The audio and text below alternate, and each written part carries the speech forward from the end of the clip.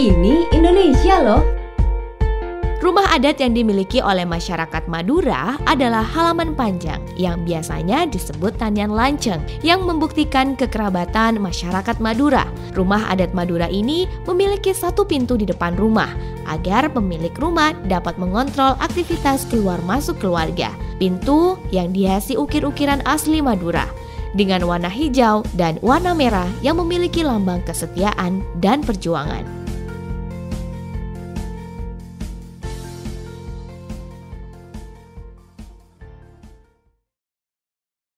Selamat malam, apa kabar sahabat budaya? Kami kembali menyapa Anda dalam obrolan budaya. Dan malam hari ini bersama Farida dan Supriyadi. Nah, kita akan mengajak sahabat budaya untuk menelisik keragaman budaya di Madura, khususnya Sumeneb, ujung timur Pulau Madura.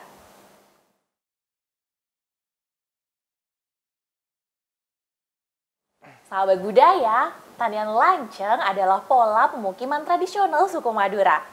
Tanian lanceng berasal dari bahasa Madura yang terdiri dari dua suku kata, yaitu tanian yang artinya halaman dan lanceng yang artinya panjang. Jadi, tanian lanceng merujuk pada halaman rumah yang panjang. Sahabat budaya, susunan rumah-rumah ini terdiri atas keluarga-keluarga yang mengikat. Letak rumah berjajar dengan urutan timur ke barat sehingga kepemilikan halamannya dipunyai bersama. Secara aturan tradisional, uniknya rumah-rumah ini hanya akan menghadap dari arah utara ke selatan. Satu tanian lanceng dihuni keluarga Bati yang terdiri dari orang tua, anak, cucu, cicit, dan seterusnya.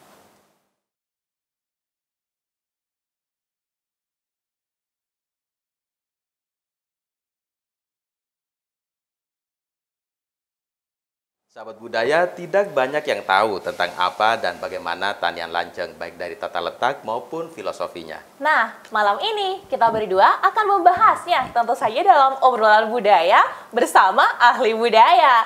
Kita sapa terlebih dahulu, ini dia ada Mas Khairul Anwar dari tim ahli Cagar Budaya Sumeneb. Selamat malam, Mas. Selamat malam.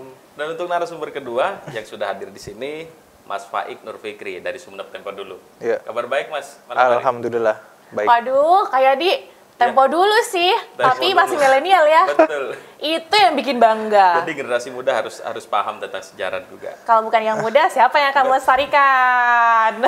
Kita akan membahas mengenai apa itu Tanian Lanceng dengan narasumber kita yang sudah ada di sini. Pertama Mas Hairil Anwar dan juga Mas Faik Nur Fikri. Kita Benar. ke Mas Hairil dulu. Untuk sejarah dan seperti apa sih Tanian Lanceng itu? Oke, terima kasih Mas ya. Tanian Lanceng ini adalah sebuah konsep hunian tradisional dari Madura, Mas, di mana model pemukiman masyarakat yang diikat oleh sebuah ikatan darah, Ya.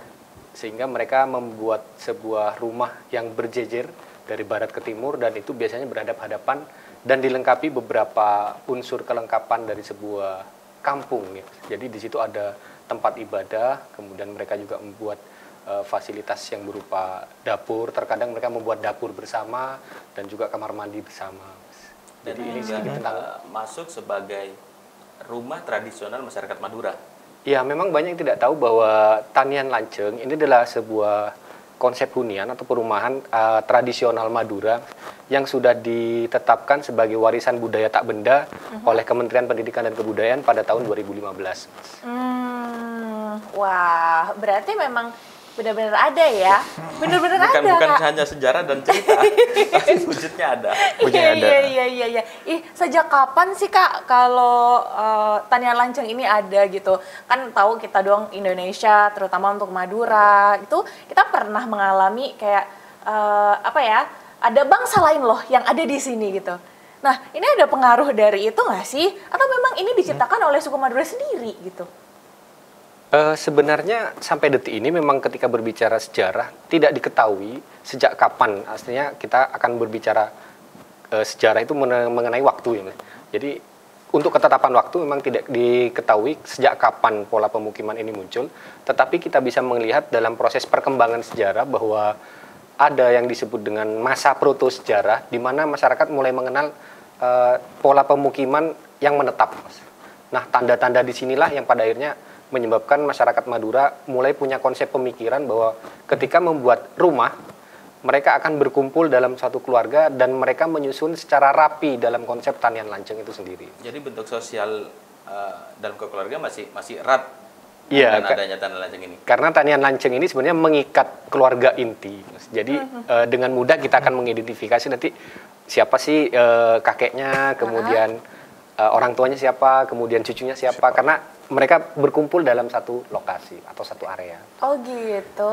Jadi kalau misalnya ada orang lain yang tinggal di situ, tidak ada hubungan darah, berarti hilang dong istilah si Tanian Lanceng Betul. itu karena bukan keluarga gitu. Nah, di sini menariknya, Tanian Lanceng di sini juga punya kesempatan untuk menarik orang luar, Mbak. Kita tahu bahwa tradisi di Madura bahwa ketika memiliki anak perempuan, biasanya akan mempersiapkan sebuah rumah. Nah, nanti ketika si anak perempuan ini menikah, maka dia akan menarik suaminya untuk masuk ke lingkungan itu. Orang Tambah baru. panjang ini rumahnya. Iya. Ini Oke, wah Kak Faik nih. Kan, Ganggurin dari tadi nih. iya, soalnya kan kita tahu kalau Sumeneb Tempo Dulu itu biasanya kan dia itu menelisik nih. Kira-kira apa nih yang diwariskan oleh nenek moyang kita Betul. atau pendahulu kita gitu. Oke. Nah, Tanian Lanceng bagi teman-teman di Sumeneb Tempo Dulu hasil penelitiannya seperti apa sih? Nah, selama penelusuran kita itu ke lapangan, apa yang ditemukan itu banyak sekali, bukan hanya nilai-nilainya ya, nilai-nilai kearifan lokalnya yang tergandung di dalam Tanian Lanceng itu sendiri, tapi juga kita bisa melihat adanya pembauran budaya di situ, cross culture kayak gitu. Nah, seperti tadi disinggung kan, bahwa gimana nih, apakah berkembang sejak adanya orang asing masuk ke Sumeneb atau enggak? Selama ini kita melihatnya ada beberapa pengaruh dari itu juga. Bisa kita lihat juga di beberapa, kan Sumeneb ini luas. Sumeneb ini luas dan di situ juga masing-masing punya ciri khas tersendiri ya pada akhirnya. Di sebelah timurnya Sumeneb itu penekanan pengaruh budayanya lebih ke misalkan ada pengaruh-pengaruh Eropanya. Kalau di barat itu agak sedikit ada pengaruh-pengaruh Chinese-nya. Wah. Pengaruh Jawa juga ada biasanya, tapi dari struktur struktur atapnya. Wah, oke. Itu masih di Sumeneb aja ya. Jadi sebelah timur beda, yang di barat beda, yang di utara beda gitu. Waduh, itu dia tuh Tanian Lanceng. Sebuah warna. Benar. Untuk beberapa daerah. Iya benar. Tanian Lanceng itu adalah halaman yang panjang sahabat budaya. Nah, yang menarik dari rumah-rumah di Tanian Lanceng ini adalah letaknya yang berdekatan dan juga yang tinggal atau yang menghuni Tanian Lanceng ini adalah kerabat-kerabat dekat.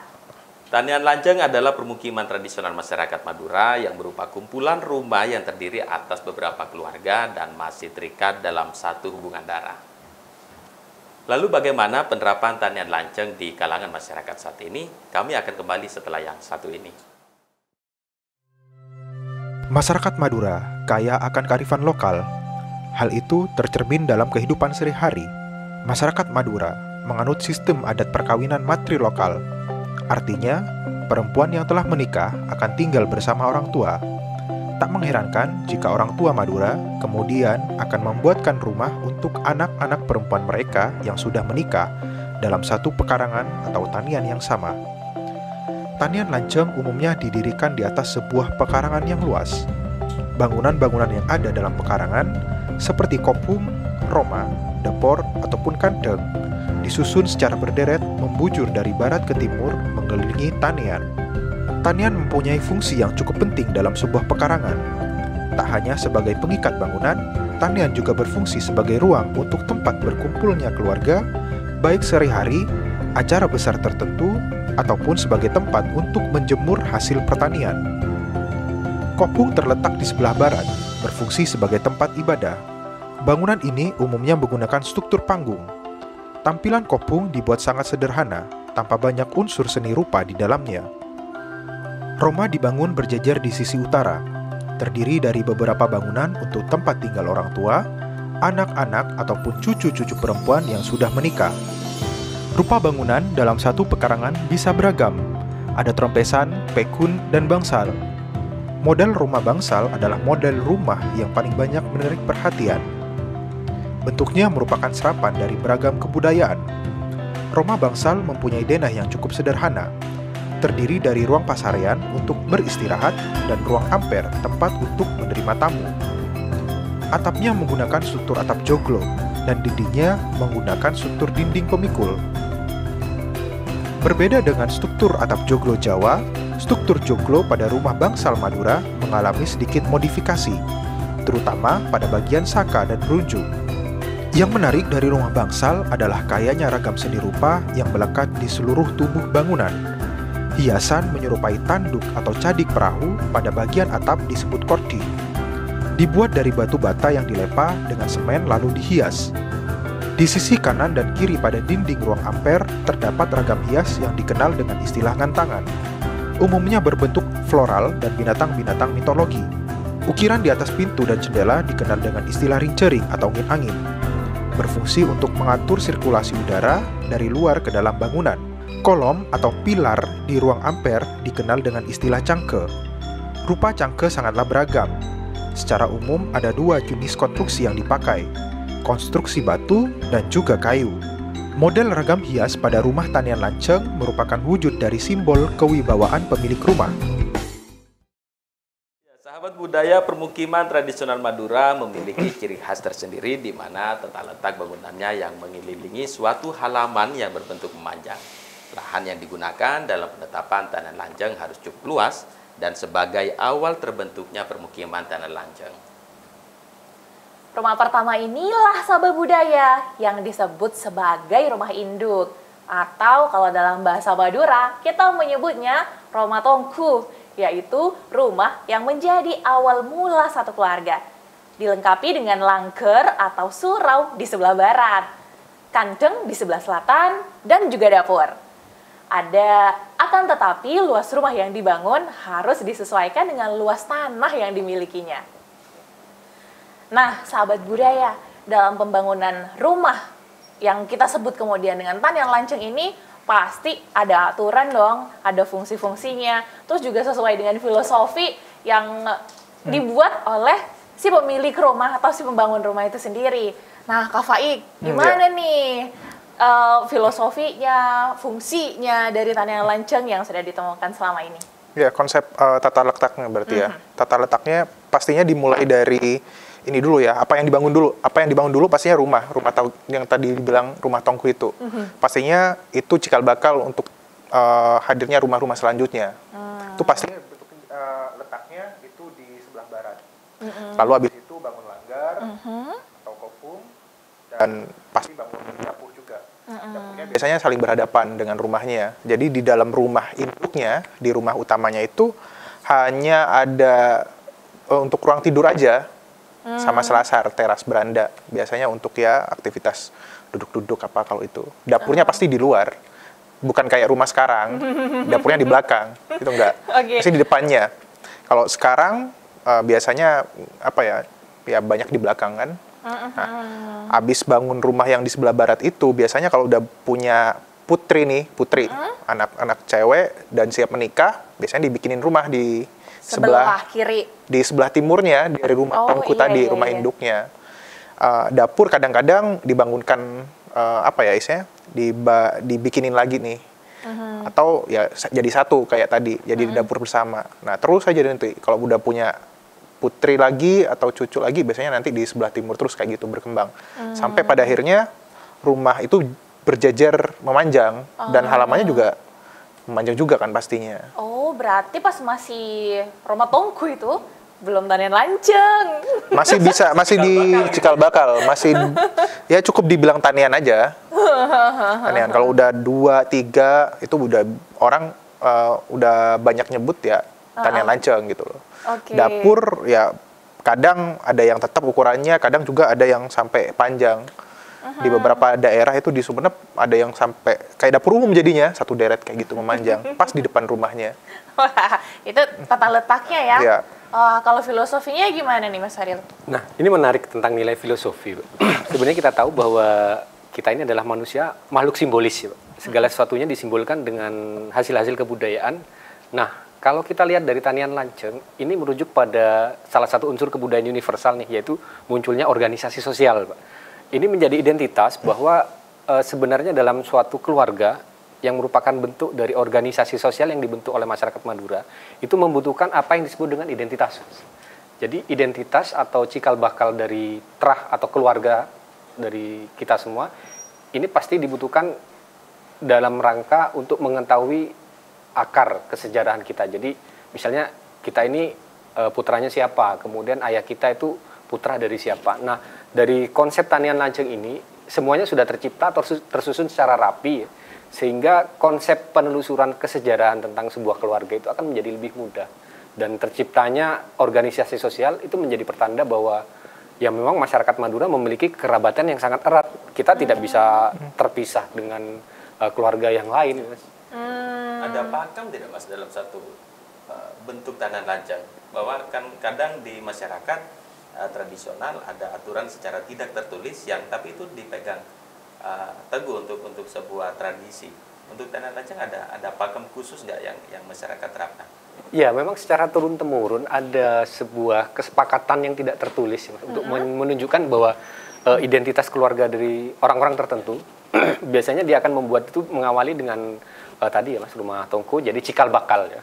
Cikal bakal dari tanian lanceng itu muncul, kemudian nanti dia akan bergeser agak menjauh dari bangunan yang utama atau bangunan induk.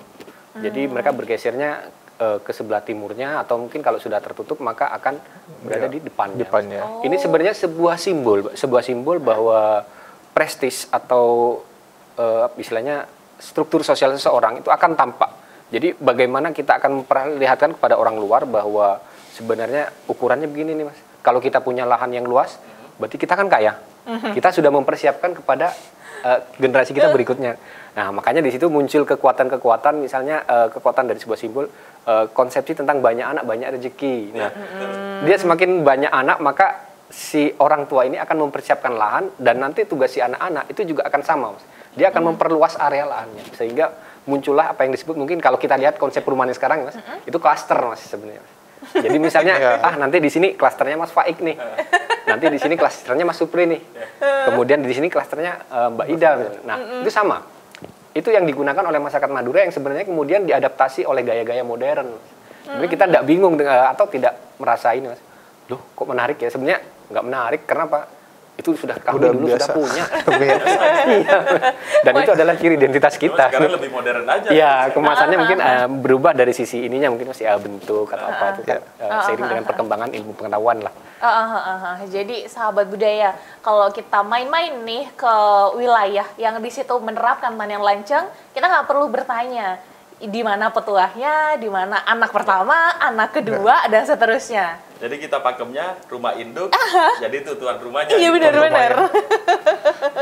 Nah, Kak Faik, pasti kan ada selama ini dari Sumeneb Tempo dulu udah melakukan beberapa riset, survei juga. Di Sumeneb ataupun di Madura nih, kalau lebih luas lagi, daerah mana sih yang masih ada tanian lanceng ini dan sama sekali nggak berubah nih tata letaknya, filosofinya juga nggak berubah? Iya, untuk cari yang sampai komplit banget, sampai ada apa ya, nggak bergeser. Tadi komposisinya rumah, dapur, dan kopung. Itu agak sedikit sih Mbak. Kita agak sulit menemuinya juga. Kecuali di beberapa daerah yang kemarin sempat saya temukan itu di Sumeneb itu di daerah Tobele gitu. Tobele daerah sekitar apa ya, masuk kecamatan Rubaru gitu loh. Terus di daerah Ganding juga ada. Tapi di situ ya agak masuk ke dalam. Biasanya apa ya, tanian-tanian yang masih utuh itu letaknya agak masuk banget, pelosok banget. Itu baru kita bisa lihat utuhnya tanian lanceng kayak apa. Tapi kalau udah di pinggir-pinggir jalan itu udah semuanya orientasinya beda. Udah orientasinya jalan, bukan halaman lagi gitu loh. Dan ya banyak berubah sebenarnya. Ada batas minimal nggak Mas? Berapa rumah sih harus disebut tanian lanceng? Iya, yang pasti lebih dari satu lah. 2 juga masih bisa. Kadang kalau 2 cuma bilang tanian. Tapi kalau udah 3, umumnya orang udah bilang udah tanian lanceng kayak gitu. Oke, tapi so far masih ada lah ya. Kayak dia masih ada. Ini harus Kadang-kadang ini juga sih, surau itu juga nggak banyak dipertahankan. Kan sekarang udah berkembang masjid apa di dekatnya. Biasa kalau udah dekat sama tempat ibadah, surau itu ya sudah mulai nggak dipakai. Bukan menjadi kewajiban. Bukan menjadi kewajiban lagi gitu loh. Tapi udah ya apa ya, tinggal cuma rumah, halaman, dan dapur, ataupun kalau dia punya ternak ya bikin kandang di sekitar itu juga. Kalau tanian lanceng masih bisa ditemukan secara gampang di Sumeneb Mas? Hampir semua, meskipun di kota juga ada yang masih satu tanian lanceng, tapi kan bentuk-bentuk rumahnya, model rumahnya bukan, mulai mengalami perkembangan. Ya apa ya, sampai ke bentuk-bentuk yang kekinian juga banyak juga dalam satu tanian. Oke, sahabat budaya, tertarik untuk ke Sumeneb melihat langsung tanian lanceng itu seperti apa? Wah, kita masih akan berbagi cerita lebih luas lagi nih bersama kamu semua, bersama Anda semua. Pastikan masih bersama kami di Obrolan Budaya. Sahabat budaya, kali ini Farida sudah berada di Desa Kalianget Timur, tepatnya di Dusun Tarebungan. Dan tidak sendiri, karena Farida bersama Bapak Matrogo.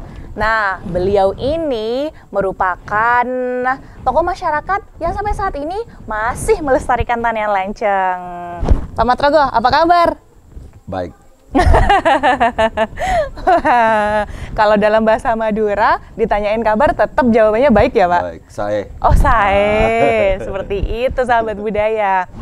Nah, Pak Matrogo ini di sini bisa kita lihat sih bahwa hunian atau rumah yang ditempati beliau bersama keluarga ini masih tanian lanceng, masih lestari di sini. Pak, sudah berapa lama sih tinggal di rumah ini dan nampaknya masih sama seperti dulu ya Pak, masih tanian lanceng, berkumpul bersama keluarga Pak? Iya, kira-kira saya di sini dari SMP. Oh. Ya, dulunya saya di timur dari sini, tapi lebih panjang taniannya, soalnya keluarga masih besar. Oh, iya, iya.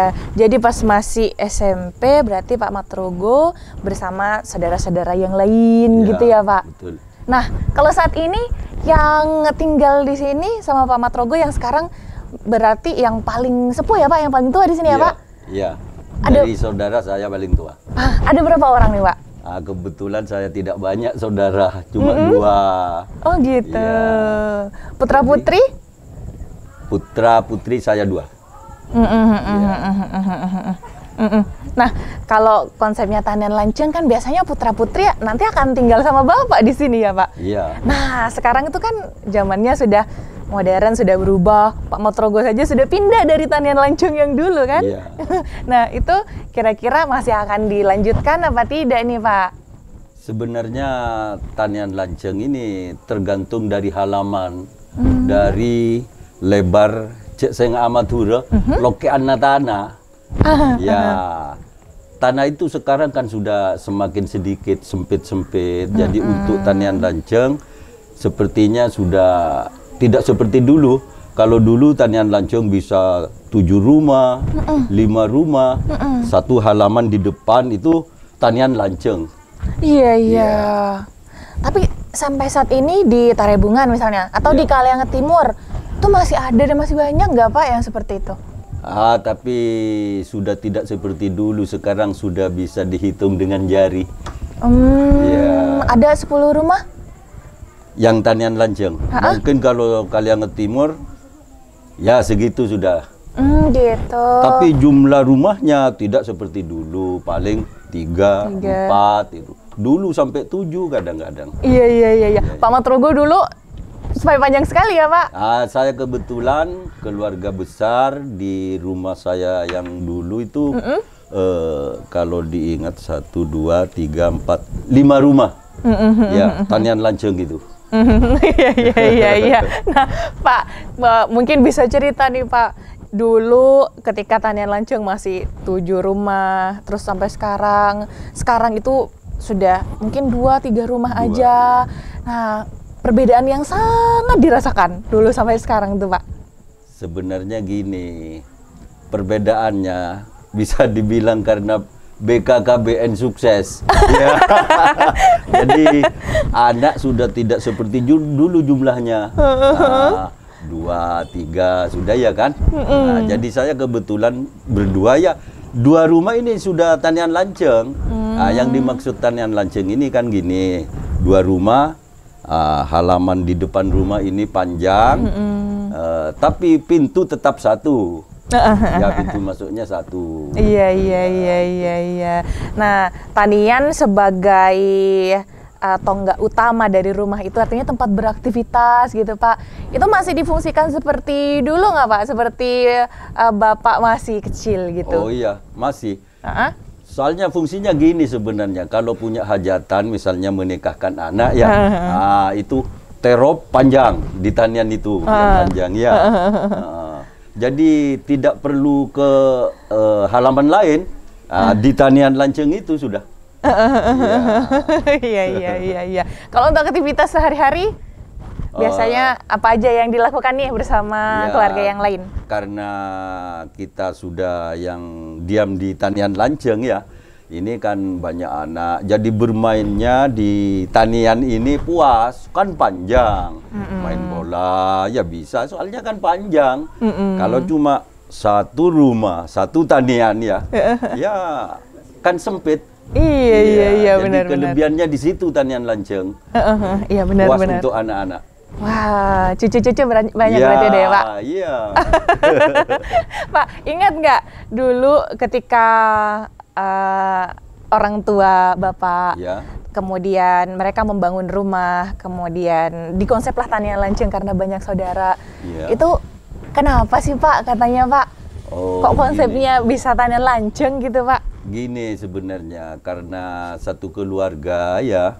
Jadi dulu di zaman saya waktu kecil ya, ini kan katakanlah alam tidak seterang sekarang ya.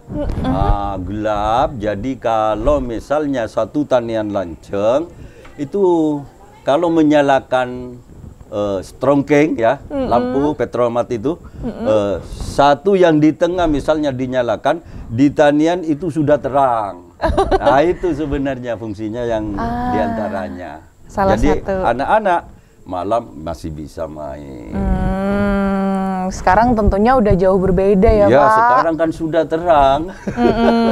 Tapi semoga aja yang masih melestarikan tanian lanceng masih bisa difungsikan seperti dulu gitu ya, Iya, Pak. iya. Wah, ini menarik sekali ya, Pak. Pengen nggak kembali ke masa lalu, berkumpul sama saudara yang banyak itu di tanian lanceng? Iya, soalnya apa ya?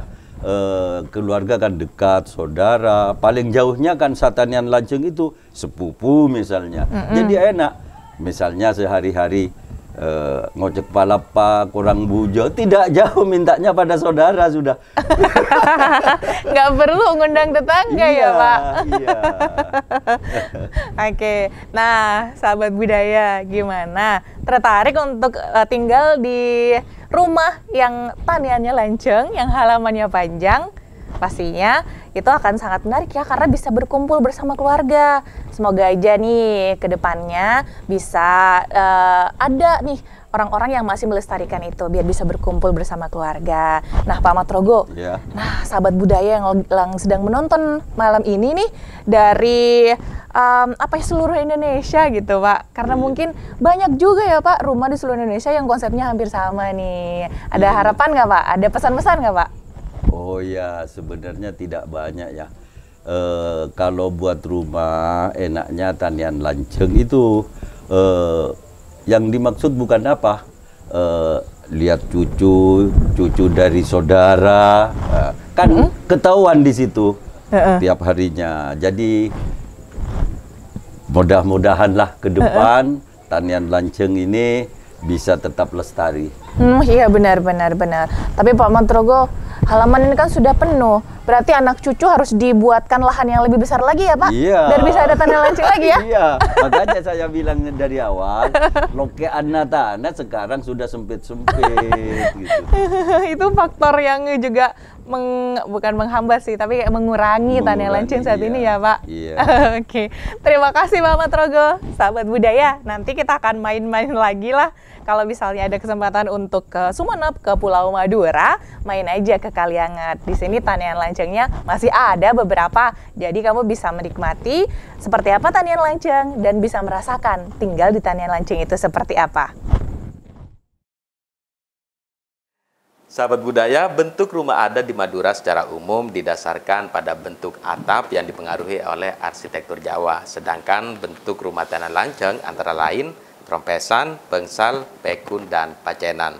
Barangkali bisa dijelaskan arsitektur yang seperti trompesan, pengsal, pekun, dan pacenan. Ini yang kental dan melekat di tanian lanceng. Mungkin bisa dijelaskan sebaik. Iya, trompesan, bangsal, pekun kayak apa. Nah, secara garis besar, pekun itu banyak kita temukan di sebelah Madura bagian barat, dari Bangkalan, Sampang. Nah, makin ke timur, itu makin banyak rumah bangsal dan rumah pekun.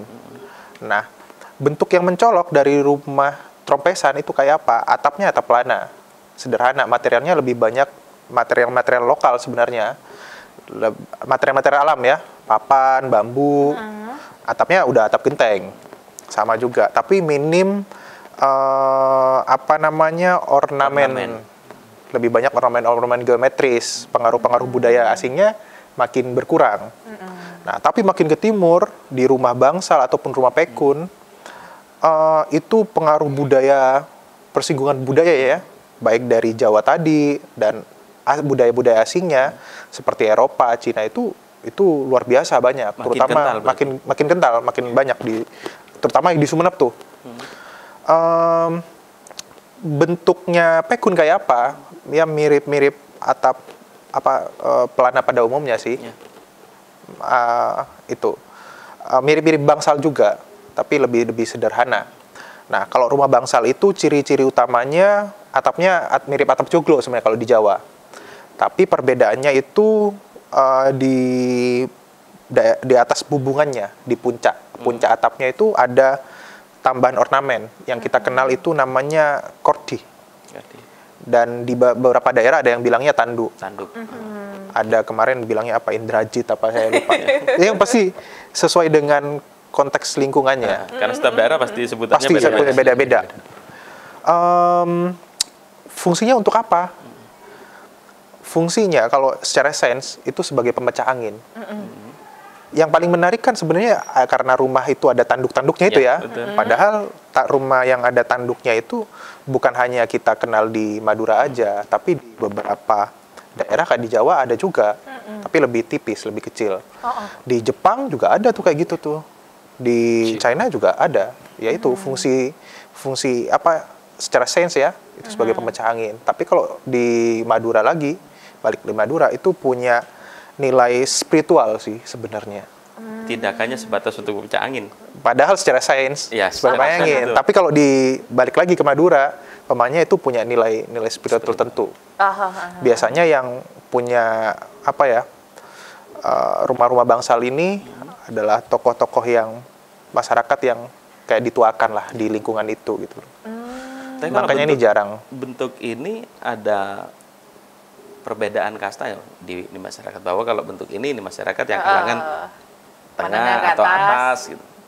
Ada nggak sejauh ini hasil penelitian? Sejauh ini kita tidak menemukan perbedaan itu. Siapa aja boleh pakai rumah bangsal, rumah pekun, siapa aja boleh.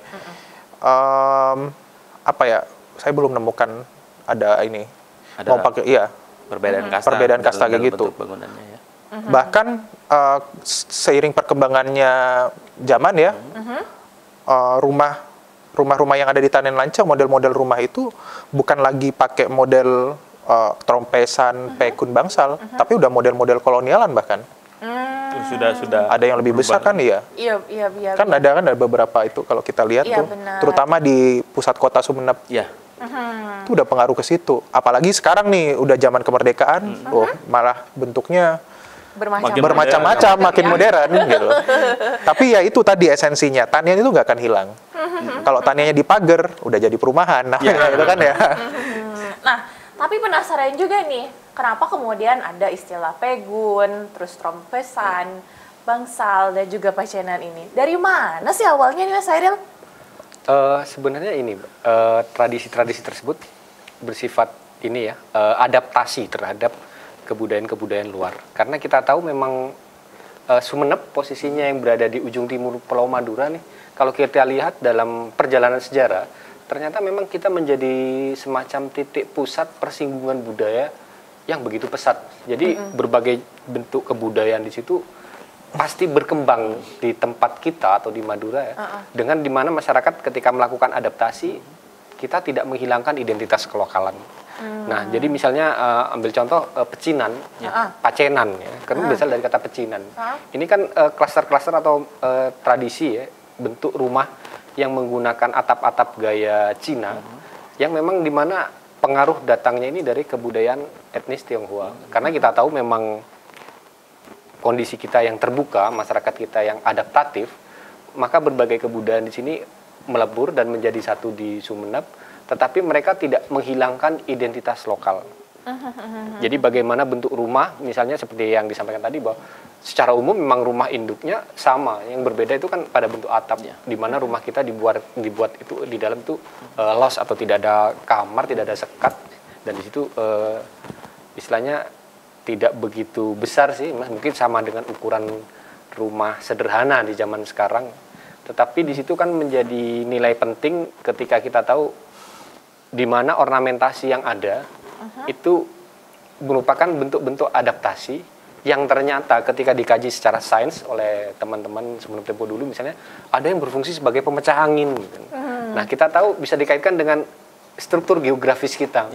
Jadi ketika kita melihat bahwa rumah kita mungkin dekat pesisir, di mana ada siklus mungkin pergantian musim, dan di situ biasanya kalau masyarakat kita kenal musim ombak, angin biasanya kencang.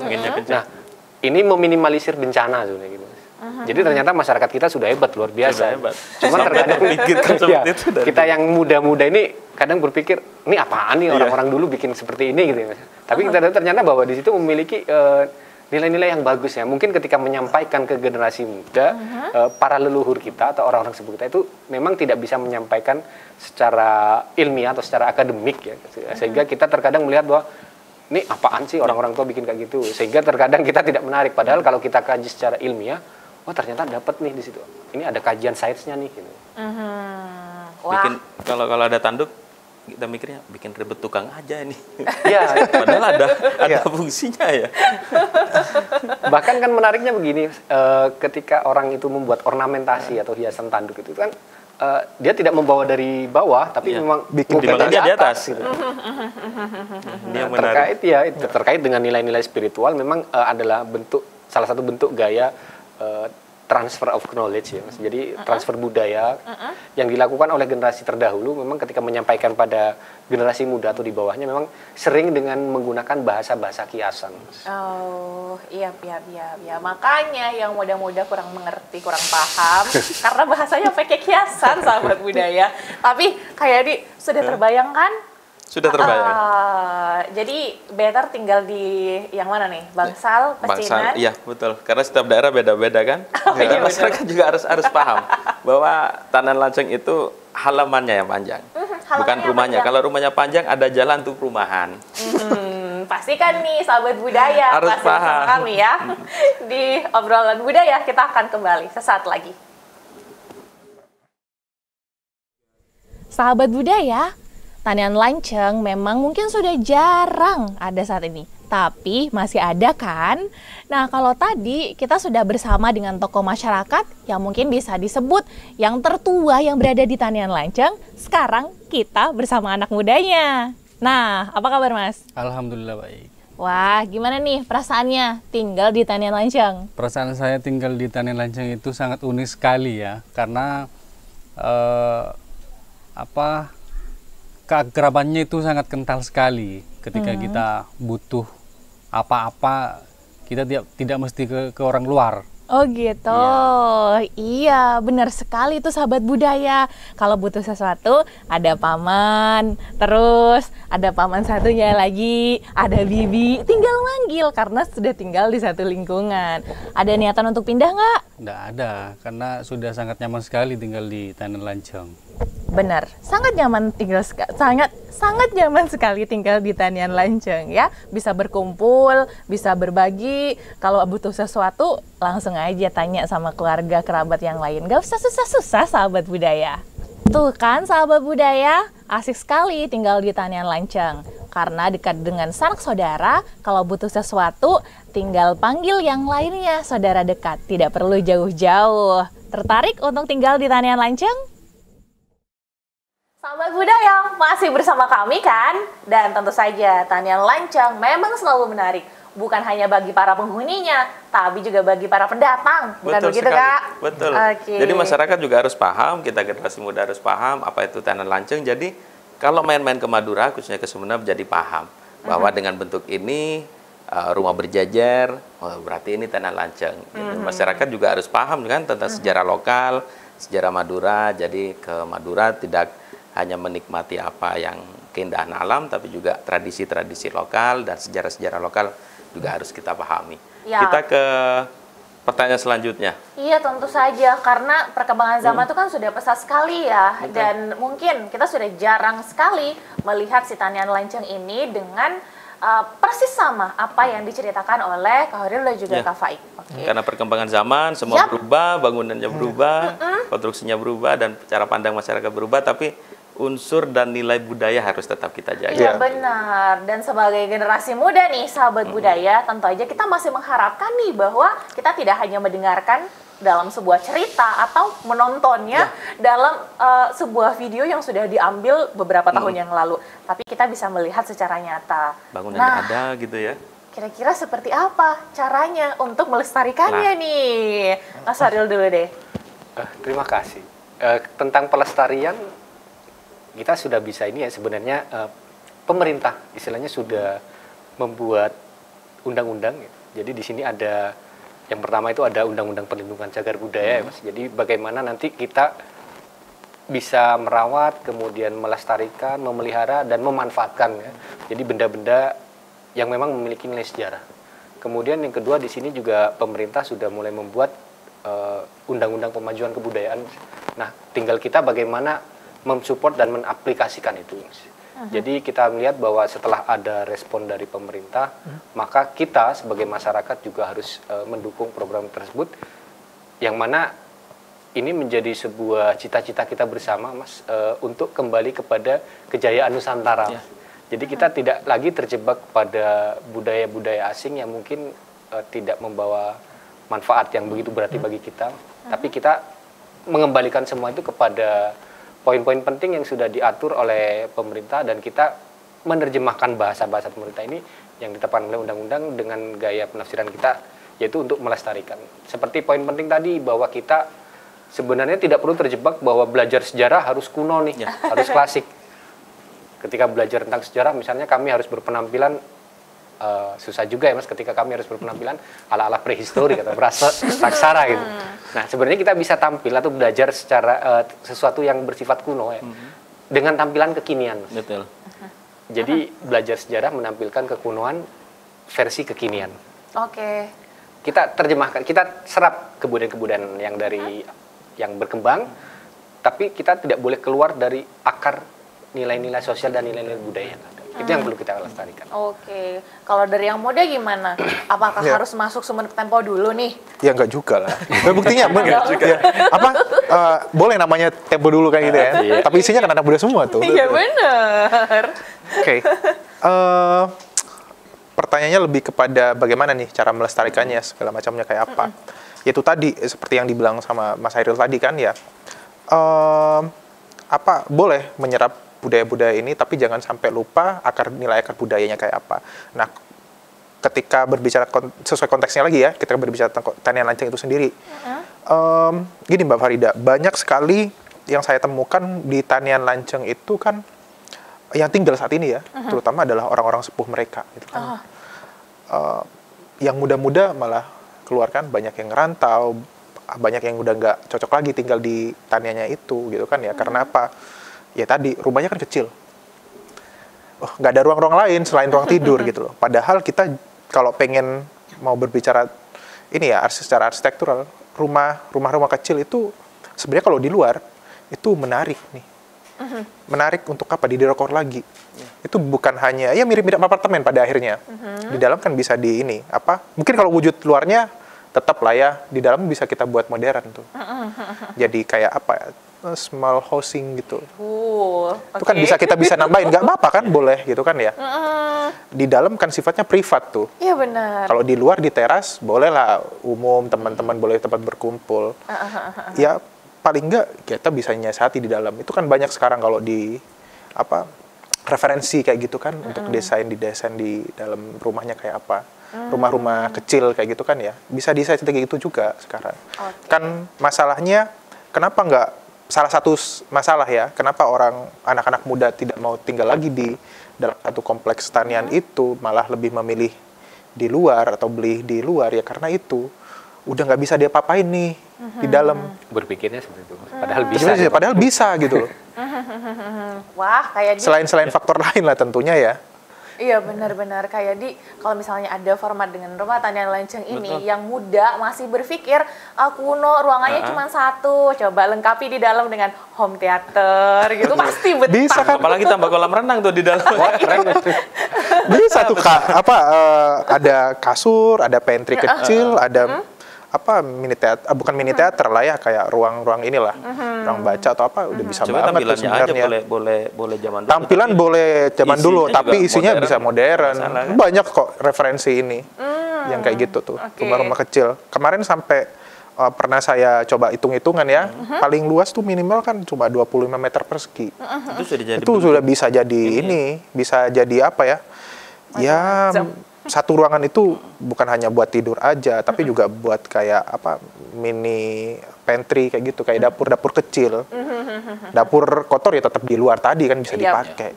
Tradisinya tetap tidak menghilangkan si tanian lancengnya. Apapun yang mau kamu renovasi di dalam silakan, supaya betah ya Kak. Budayanya tetap terjaga. Iya. Nah sekarang nih untuk para generasi muda, yang generasi mudanya tadi udah sempat disinggung, semoga aja tersinggung karena ini itu maksudnya ya. Kita harus paksa ini. Iya. Harus paksa mengenal budaya, mempertahankan budaya kan. Yang katanya banyak merantau, banyak meninggalkan si tanian lanceng ini dengan berbagai alasan dari mereka gitu. Nah, sekarang kita kasih pesan-pesan dan harapan untuk mereka supaya sadar bahwa budaya kita itu menarik untuk kita lestarikan, terutama si tanian lanceng ini. Oke, Mas Hairil. Ya, tentang kebiasaan merantau ya, mungkin karena seiring dengan perkembangan zaman nih, Mbak, artinya yang memotivasi masyarakat untuk merantau atau generasi muda untuk merantau itu kan karena faktor ekonomi juga. Bolehlah mereka pergi kemanapun juga ya, keluar dari Madura, tapi jangan melupakan Madura. Dimanapun kita berpijak, mungkin kita di situ bisa mengenalkan kebudayaan Madura melalui tentang konsep tanian lanceng yang kita punya. Kalau kita kembangkan sendiri, sebenarnya tanian lanceng ini juga mengarah kepada ini ya Mas ya, bagaimana kita mewujudkan tentang integrasi bangsa gitu. Kemudian bagaimana kita membangun jiwa-jiwa sosial yang bagus. Jadi seiring dengan perkembangan zaman, boleh kita pergi atau keluar hijrah, merantau dari Sumeneb atau dari Madura untuk mencari ilmu pengetahuan lah, atau mencari sumber pendapatan. Tapi kita tidak boleh melupakan nilai-nilai budaya yang ada. Jadi nilai-nilai kekeluargaan, nilai-nilai kekerabatan, kemudian nilai sosial yang ada, bahkan nilai religius yang ada. Apalagi dengan tanian lanceng sudah diingatkan, selalu di bagian barat itu ada kopung atau langker. Jadi kita buktikan bahwa memang masyarakat Madura adalah masyarakat yang religius, masyarakat yang memiliki nilai keagamaan atau spiritualitas yang begitu baik. Jadi pesannya silahkan Anda kemana keluar dari Madura, tapi tolong jangan lupa, jangan meninggalkan orang Madura. Jangan sampai lah Mas nanti sebulan 2 bulan merantau karena apa, kuliah tiba-tiba gengsi jadi orang. Kan ngeri nah, itu yang kita hadapi sekarang, ngeri juga. Terus tiba-tiba baru sebulan atau 2 bulan tinggal di luar Madura, tiba-tiba balik ke Madura sudah nggak bisa bahasa Madura. Itu lupa bahasa Madura. Padahal ya kita semua pastilah mengalami fase-fase seperti itu. Betul. Wah, sahabat budaya, itu pesannya Mas Hairil. Penting banget untuk kita ikuti. Karena sayang sekali kalau misalnya kamu yang di luar sana nggak bisa ketemu sama kita di sini yang sangat cinta budaya Madura. Nah, dari yang muda, kira-kira apa pesannya ya? Iya, sebenarnya tadi udah cukup nih. Saya nambahin sedikit aja gitu kan ya. Intinya gini, silakan berpikiran global, tapi satu hal, jangan sampai melupakan budaya itu. Ya, envisioning our future, embracing our culture gitu. Sudah, itu aja. Boleh berpikiran global, silakan, tapi jangan sampai lupakan budaya itu. Negara-negara di luar itu bisa kuat karena apa? Ya karena mereka tidak melupakan budayanya. Selalu mereka bawa tuh kemanapun. Oke, benar sekali. Ya silakan berpikiran global, tapi jangan sampai kamu lupa kalau kamu orang Madura. Oke, sahabat budaya, gak kerasa sudah 60 menit kita menemani Anda semua malam hari ini ngobrol soal tanian lanceng yang pastinya akan kurang lengkap rasanya jika Anda tidak menyaksikan sendiri, tidak datang sendiri ke Madura untuk merasakan berada di tanian lanceng. Iya, tanian lanceng adalah salah satu kekayaan budaya Indonesia yang harus kita lestarikan. Dimanapun kita berada, dimanapun kita merantau, baik bekerja ataupun sekolah, nantinya kita akan kembali kepada keluarga. Dari ujung timur Pulau Madura, saya Farida. Dan saya Supriyadi, sampai jumpa di obrolan budaya berikutnya. Dengan terus menggali keanekaragaman budaya di Madura.